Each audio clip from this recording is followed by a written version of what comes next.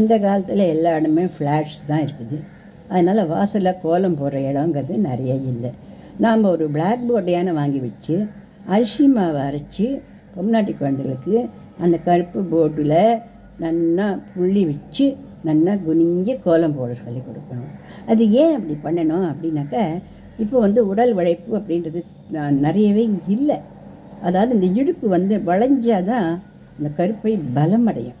இந்த இடுப்பு எப்படி வளையும்? வெறுமை வளைஞ்சின்னு நில்லு அப்படின்னு எக்ஸசைஸ் பண்ணு, குதி, ஆடு, ஓடுன்னு சொல்கிறத விட ஒரு கருப்பு பிளாக் போர்ட் வாங்கி வச்சு அரிசி மாவை அரைச்சி வச்சு இந்த விரலால் பிடிச்சி இந்த மாதிரி பொட்டுக்கோலம் இட்டு காமிச்சு, இது மாதிரி நீங்கள் பொட்டுக்கோலம் இடு பார்க்கலாம். இந்த மாதிரி இந்த பிளாக் போர்டில் அழகாக ஒரு பிளாக் போர்ட்டில் கோலம் இடு அழகாக பார்க்கலாம்.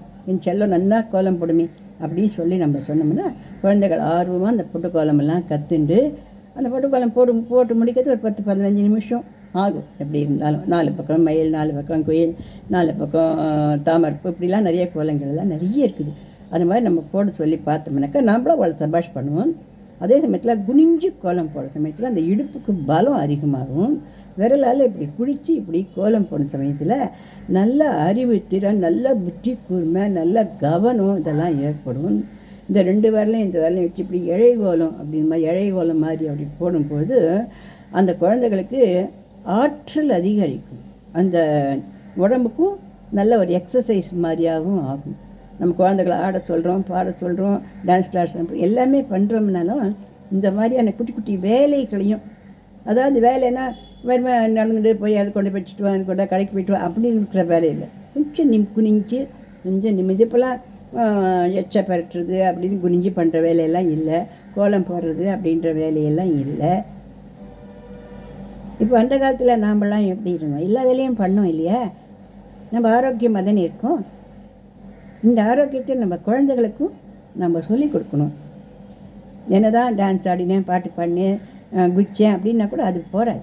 கொஞ்சம் உடம்பு நல்லா வளைஞ்சி அந்த இடுப்புக்கு, அந்த அடி வயிற்றுக்கு, அந்த கை கால்களுக்கு, அந்த விரல்களுக்கு, அந்த கவனிப்புக்கு இதெல்லாம் கொடுக்கறது நல்ல ரிலாக்ஸேஷன் கொடுக்கும் அந்த குழந்தைகளுக்கு.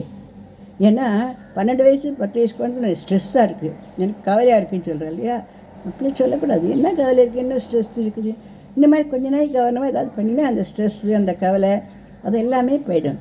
குழந்தைகள் நல்லா ஆரோக்கியமாகவும் நல்ல தெம்பாகவும் நல்லா புத்துணர்ச்சியோடையும் வாழறதுக்கு நிறைய நம்ம இந்த மாதிரிலாம் அவளுக்கு உதவி பண்ணணும்.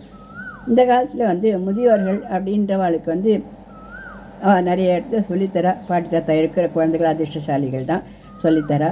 ஆனால் ஒரு சில ஆண்களில் முதியோர் இல்லத்துக்கு போயிடுறா இல்லையா? அதனால் அம்மா அப்பாவே இருக்கிற அம்மா இருந்தால் கூட அம்மா அப்பாலாம் குழந்தைகளுக்கு இந்த மாதிரியான சில ஹெல்ப்புகளை பண்ணலாம் இல்லையா? இப்படி பண்ணால் இன்னும் குழந்தைகள் நல்லா ஆரோக்கியமாக வளருவா.